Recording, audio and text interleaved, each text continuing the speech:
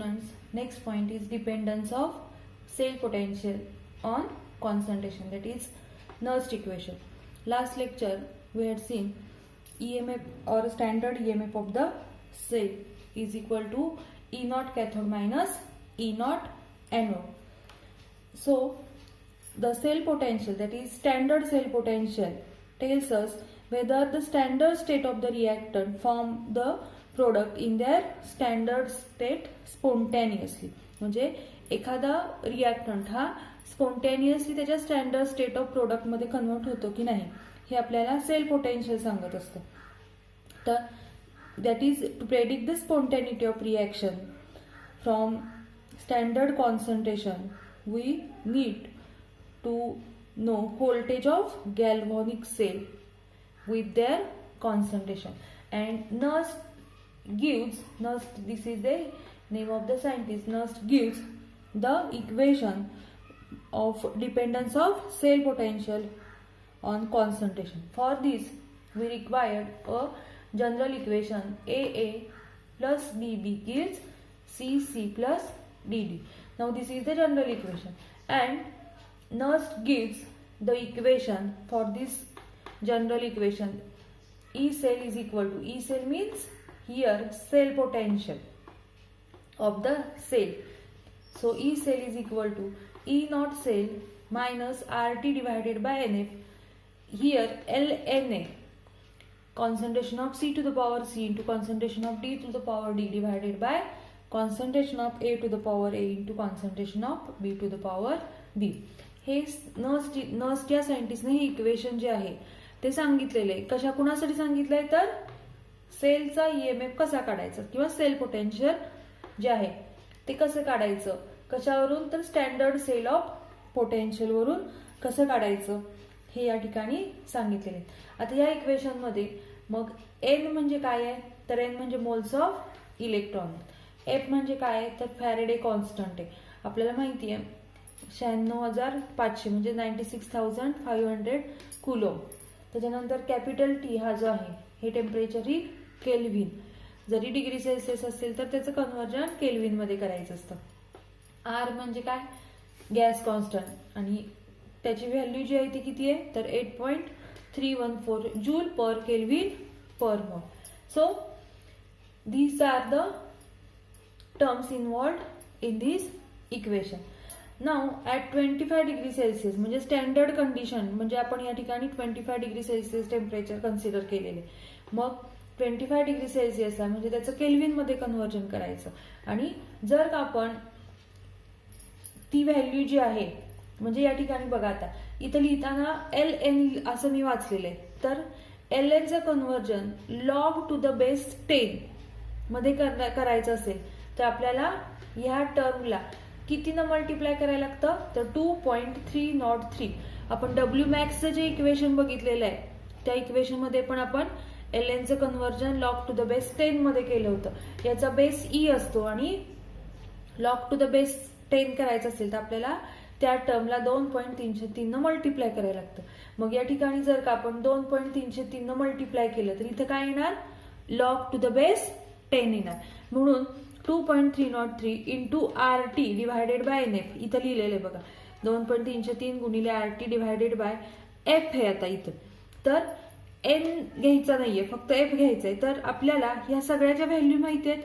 R ची value माहिती आहे, T म्हणजे 25 डिग्री सेल्सिअस पण त्याचं केल्विन मध्ये कन्व्हर्जन करून घ्यायचं आणि F म्हणजे 96,500.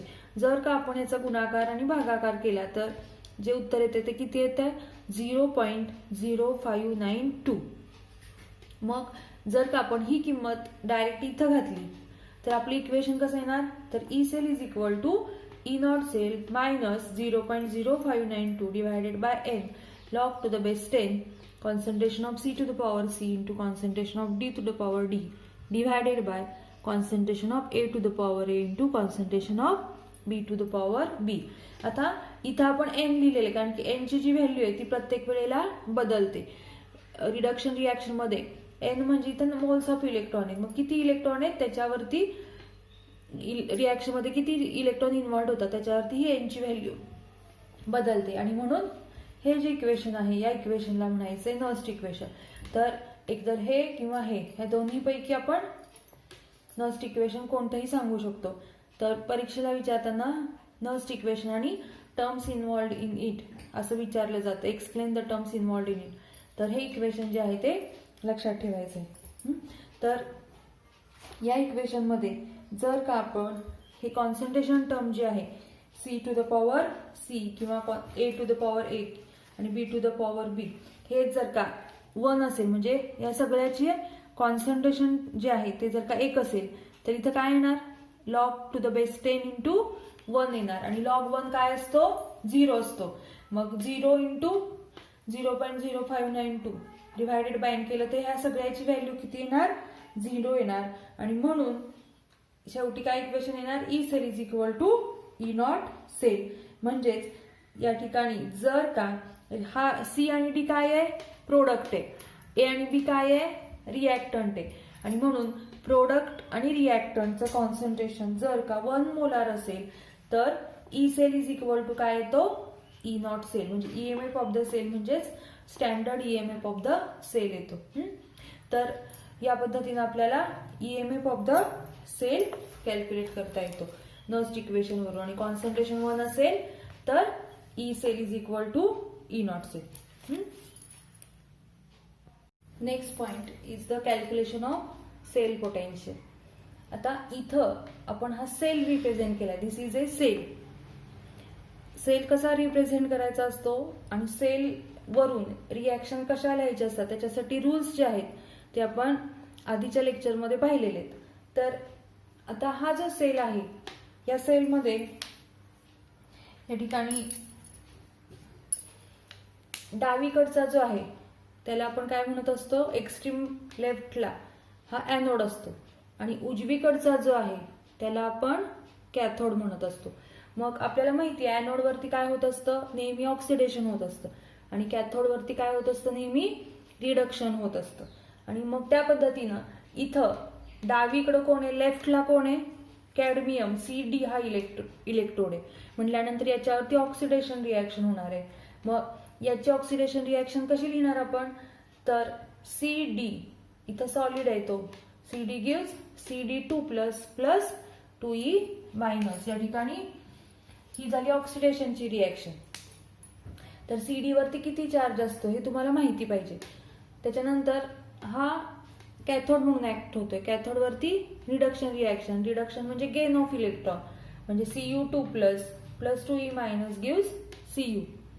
ही झाली कॅथोड वरची रिॲक्शन. ही ऑक्सिडेशन रिॲक्शन आहे आणि ही जी आहे ही ऑक्सिडेशन रिॲक्शन आहे आणि ही जी आहे ही रिडक्शन रिॲक्शन आहे ना. आता काय करणार आपण, तर या दोन सेल्स कंबाईन करायच्यात. म्हणजे त्या ठिकाणी आपल्याला नेट सेल रिॲक्शन लिहायची. आणि ज्या वेळेला आपण नेट सेल रिॲक्शन लिहितो त्यावेळेला रिॲक्शन हाफ म्हणजे इलेक्ट्रोड हाफ रिॲक्शन मध्ये जे इलेक्ट्रॉन असतात ते कॅन्सल व्हायला लागतात. मग बघा इथं कॅन्सल होतात आहेत का, इथं 2 इलेक्ट्रॉन आहेत आणि इथं 2 इलेक्ट्रॉन आहेत, म्हणजे दोन्ही कॅन्सल होतात. हे ॲरोच्या पुढे आहेत आणि हे ॲरोच्या अलीकडे आहेत. म्हणजे हे अधिक 2 इलेक्ट्रॉन पुढे गेले तर हे मायनस होतात आणि प्लस आणि मायनस कॅन्सल होतात. म्हणून आपण कॅन्सल करताना कसे कॅन्सल करायचे ते, तर याच्या पुढचे इलेक्ट्रॉन बरोबर ह्याच्या मागचे इलेक्ट्रॉन कॅन्सल कसे केले लक्षात येते, कारण की हा प्लस पलीकडे जाऊन मायनस होतो आणि प्लस मायनस 0 होतो, म्हणून आपण हे कॅन्सल केले. मग आता नेट सेल रिॲक्शन काय येणार, तर बघा इथं ॲरोच्या अलीकडचं जे आहे ते सगळं खाली लिहायचं. इथं CD इथं लिहिलं CD प्लस Cu2 प्लस इथं प्लस Cu2 प्लस गिव्ह इथं काय येणार CD2 प्लस प्लस Cu. इथं ज्या स्टेट आहेत सॉलिड ॲक्वे ज्या काय आहेत त्या जशा वर लिहिले तशाच शेवटपर्यंत खाली लिहायच्या. तर ही झाली आपली नेट सेल रिॲक्शन. मग आता आपल्याला नेट सेल रिॲक्शन जी आहे ती आपण का लिहिली किंवा ही हा इलेक्ट्रोड रिॲक्शन का लिहिली, तर आपल्याला एन ची व्हॅल्यू काढायची होती. मग या रिॲक्शन मध्ये एन ची व्हॅल्यू किती आहे, तर जे कॅन्सल झालेले इलेक्ट्रॉन आहेत म्हणजे ती एन ची व्हॅल्यू म्हणजे N is equal to 2 electron आहेत. मग आता आपण ई सेल मध्ये आपण ती व्हॅल्यू घालूया. नस्ट इक्वेशन जे होतं ते काय सांगितलं होतं, तर E cell is equal to E not cell minus 0.0592 divided by N. तर एनच्या जागी आता किती किंमत आहे आपली 2 आहे म्हणून डिवायडेड बाय 2 लिहिलं. Log to the base 10 CD2 plus divided by Cu2 plus. आता इथं CD2 प्लस म्हणजे हा प्रोडक्ट आहे, तर प्रोडक्ट दोन आहे तिथे, CD2+ पण आहे आणि Cu पण आहे. मग आपण इथं इंटू कॉन्सन्ट्रेशन ऑफ Cu का घेतलं नाही, तर पोटेन्शियल जे आहे सॉलिडचं म्हणजे कॉन्सन्ट्रेशन जे आहे ते कॉन्सन्ट्रेशन ऑफ सॉलिड आणि प्युअर लिक्विड जे आहे ते नेहमी एक घ्यायचं असतं. लक्षात येत आहे, सॉलिड आणि लिक्विड हे जे आहे ॲक्वियस सोल्युशन झालं. तर सॉलिड आणि लिक्विडसाठी जे कॉन्सन्ट्रेशन असतं ते नेहमी एक घ्यायचं असतं आणि म्हणून इथं डायरेक्ट आपण एक लिहिले, म्हणजे Cu लिहायच्या ऐवजी डायरेक्ट काहीच नाही लिहिलेलं आपण. तसंच इकडं पण केलंय, डिवायडेड बाय Cu2+ लिहिलंय इंटू कॉन्सन्ट्रेशन ऑफ CD. ते कॉन्सन्ट्रेशन ऑफ CD हा सॉलिड आहे म्हणजे त्याचं कॉन्सन्ट्रेशन एक आहे म्हणून आपण इथं लिहिलेलं नाही. तर या पद्धतीनं आपल्याला सेल पोटेन्शियल जे आहे ते कोणत्याही सेलचं सेल पोटेन्शियल कॅल्क्युलेट करता येतं. हा सेल झाला. इथं दुसरा कोणताही सेल दिला तरी या पद्धतीनंच आपण काय करायचंय, त्या सेलसाठी हे इक्वेशन लिहायचे. आपल्याला एन ची किंमत फक्त तिथं पुट करायची. या लक्षात आलं कसं लिहायचंय. तर हे झालं आपलं सेल पोटेन्शियल कसं कॅल्क्युलेट करायचं. पण जर का आपल्याला इलेक्ट्रोड पोटेन्शियल कॅल्क्युलेट करायचं असेल तर कसं कॅल्क्युलेट करणार. नेक्स्ट पॉइंट आहे कॅल्क्युलेशन ऑफ इलेक्ट्रोड पोटेन्शियल. आता नुसतं आपल्याकडे इलेक्ट्रोड दिलेला असेल, हाफ सेल म्हणजे एक इलेक्ट्रोड, कारण की गॅल्व्हॅनिक सेल हा दोन हाफ सेलनं बनलेला असतो. एक हाफ सेल ऑक्सिडेशन म्हणून ऍक्ट होतो म्हणजे एनोड म्हणून ऍक्ट होतो की ज्याच्यावरती ऑक्सिडेशन होतं आणि एक हाफ सेल कॅथोड म्हणून ऍक्ट होतं की ज्याच्यावरती रिडक्शन होत असतं.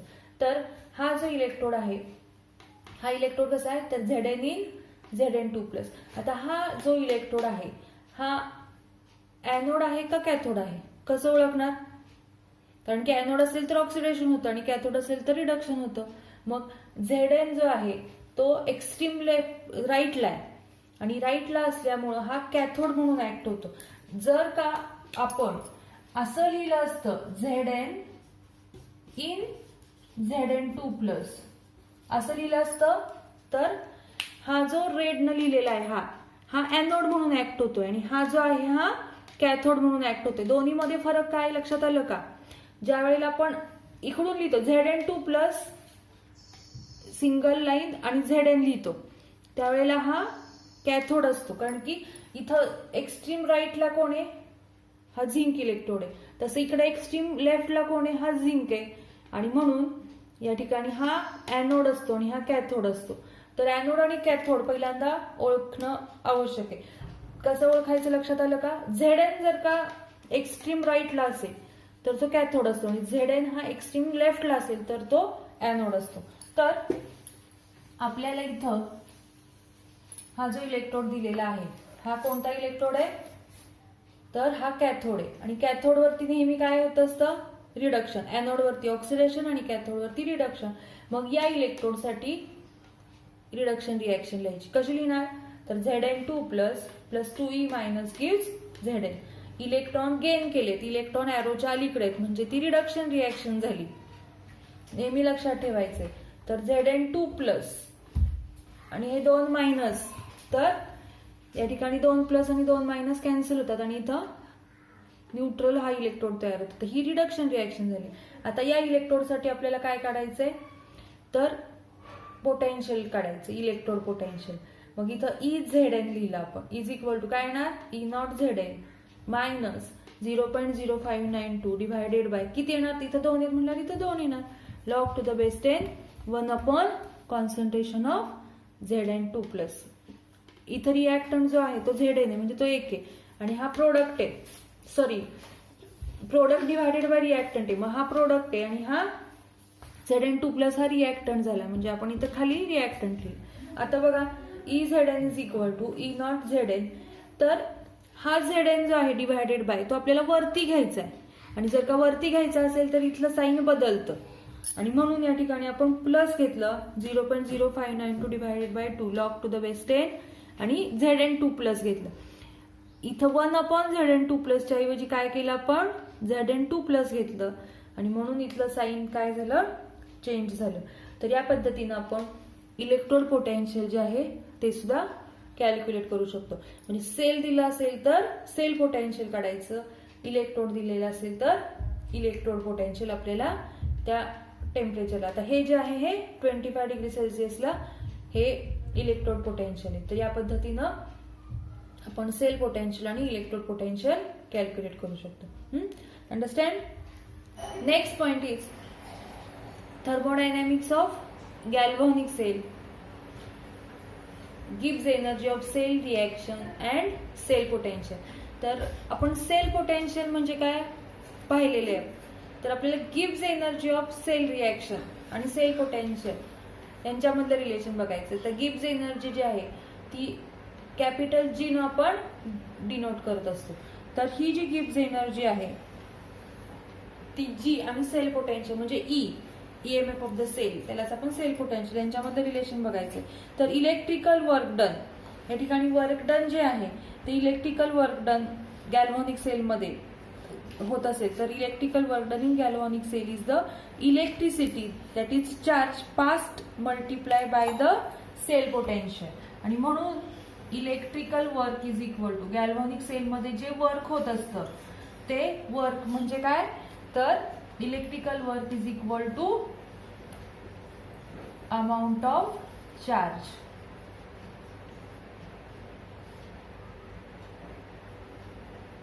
Multiplied by cell potential.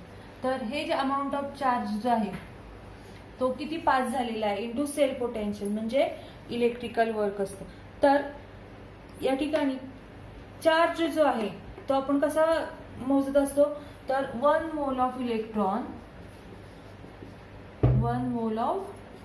Is equal to 1 Faraday हे आपण पाहिलेलं आहे.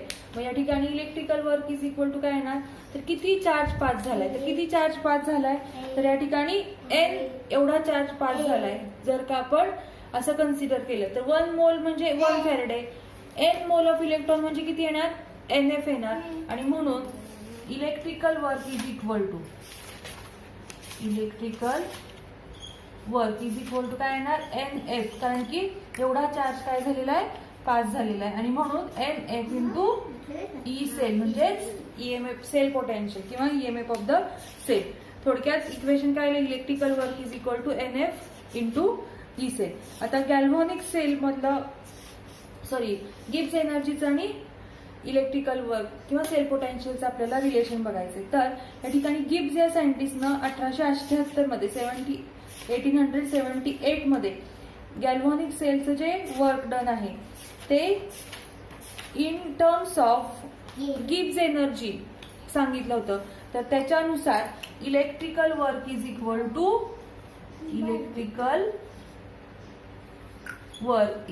टू मायनस डेल्टा जी असं सांगितलेलं होतं. हे गिब्सनं सांगितलं होतं की electrical work done is equal to minus delta G. तर आता आपल्याकडं 2 इक्वेशन आहे, एक electrical work is equal to NF into E cell आणि दुसरं आहे गिब्सनुसार electrical work is equal to minus delta G. तर हे 2 इक्वेशन काय होणार आहेत आपले डावी बाजू सारखे म्हणजे राईट हँड साईड पण सारखी येणार. म्हणजे इक्वेशन जे आहे ते कसं येणार तर delta G is equal to minus NF E cell. तर हे जे इक्वेशन आहे delta G is equal to minus NF E cell, delta G याचा अर्थ चेंज इन गिब्स एनर्जी. तर change in Gibbs energy is equal to काय झालं तर आपलं रिलेशन मिळालं आपल्याला delta G is equal to NF E cell म्हणजेच ईएमएफ ऑफ द सेल किंवा सेल पोटेन्शियल. या दोन्हीतलं आपलं रिलेशन मिळालं. तर delta G is equal to minus NF E not cell. तर आपल्याला काही वेळेला असा पण प्रश्न विचारतात की एक्सप्लेन ईएमएफ किंवा ई नॉट सेल. आता डेल्टा जी च्या ऐवजी आपण स्टँडर्ड जर का असं सगळं लिहिलं तर आपली इक्वेशन जे आहे ते कसं येणार delta G naught is equal to minus NF E not cell. Standard सगळं स्टँडर्ड गिब्स फ्री एनर्जी किंवा standard EMF of the cell लिहिलं तर आपलं असं लिहायचं असतं स्टँडर्ड स्टेटला. तर आपल्याला प्रश्न विचारताना असं विचारतात E not cell is an intensive property. तर आपण इंटेन्सिव्ह आणि एक्सटेन्सिव्ह म्हणजे काय बघितलेलं आहे. इंटेन्सिव्ह म्हणजे काय सांगितलेलं आहे तर द अमाऊंट जी क्वांटिटी फिजिकल क्वांटिटी ही इंडिपेंडंट ऑफ क्वांटिटी ऑफ मॅटरवर असते त्याला इंटेन्सिव्ह प्रॉपर्टी म्हणतात. The property which is independent of quantity of matter. म्हणजेच अमाऊंट ऑफ सबस्टन्स वरती जी डिपेंड नसते त्याला आपण इंटेन्सिव्ह म्हणतो. आणि एक्सटेन्सिव्ह म्हणजे काय, तर जी अमाऊंट ऑफ सबस्टन्स वरती डिपेंड असते. The quantity which depends on amount of substance is called extensive property. तर आपल्याला इथं काय दाखवायचंय, E not cell is an intensive property. तर हे दाखवताना आपल्याला काय करायचंय, तर आपल्याला माहितीये डेल्टा जी नॉट ही जी व्हॅल्यू आहे किंवा गिब्सची एनर्जी आहे ही एक्सटेन्सिव्ह प्रॉपर्टी आहे. एक्सटेन्सिव्ह प्रॉपर्टी म्हणजे काय, की अमाऊंट ऑफ सबस्टन्स वरती डिपेंड असतं. म्हणजे it's value depends on amount of substance. जर का सबस्टन्स क्वांटिटी वाढवली तर या ठिकाणी डेल्टा जी ची व्हॅल्यू पण काय होणार आहे, इन्क्रीज होणार आहे. मग जर का आपण स्टॅयचोमेट्रिक इक्वेशन मध्ये जर का इक्वेशनला आपण 2 न मल्टिप्लाय केलं ऑक्सिडेशन रिएक्शन मध्ये किंवा रिडक्शन रिएक्शन मध्ये, तर डेल्टा जी नॉट ची व्हॅल्यू पण काय होत असते, डबल होत असते. आणि म्हणून हे जे इक्वेशन आहे हे इक्वेशन कसं येणार मग, तर या ठिकाणी आधी आपण ई नॉट सेल म्हणजे काढूया या ठिकाणी. तर इथं काय येणार, E not cell is equal to काय येणार, हा जो एन एफ आहे तो डिव्हायडेड बाय होणार. म्हणजे इथं काय येणार, delta G naught divided by N F येणार. आता आपल्याला काय करायचंय, तर मल्टिप्लाय करायचंय. मग आपण जर का इथं पण मल्टिप्लाय केलं तर खाली पण काय होणार आहे, मल्टिप्लाय करायला लागणार. कारण की ऑक्सिडेशन आणि रिडक्शन मध्ये इलेक्ट्रॉनची संख्या पण काय होणार आहे, मल्टिप्लाय होत असते. आणि म्हणून इथे इक्वेशन जे आहे ते काय येणार, -2 delta G naught divided by 2NF. कारण की ही जी व्हॅल्यू आहे ही अमाऊंट ऑफ सबस्टन्स वरती डिपेंड असते. मग ही व्हॅल्यू जर का डबल झाली म्हणजेच या ठिकाणी नंबर ऑफ इलेक्ट्रॉन डबल झाले तर ही व्हॅल्यू पण डबल होणार. पण या ठिकाणी हे 2 ला 2 काय होणार, कॅन्सल होणार. आणि पुन्हा इक्वेशन जे आहे ते इक्वेशन काय येणार, तर या ठिकाणी हेच इक्वेशन पुन्हा येणार, E not cell is equal to delta G naught divided by -NF किंवा minus delta G naught divided by NF. आणि याचाच अर्थ आपण इथं 2 मल्टिप्लाय करा किंवा n किती पण क्वांटिटीनं मल्टिप्लाय करा, ई नॉट सेलची जी व्हॅल्यू आहे ती या ठिकाणी बदलत नाही, जरी अमाऊंट ऑफ सबस्टन्स बदललं तरी. आणि म्हणून ई नॉट सेल ही क्वांटिटीवर डिपेंड नाहीये, independent of quantity of matter आहे. आणि म्हणून ही इंटेन्सिव्ह प्रॉपर्टी आहे. लक्षात आलं. तर परीक्षेला विचारताना असं विचारतात, explain E not cell is an intensive property. लक्षात आलं. Okay, thank you.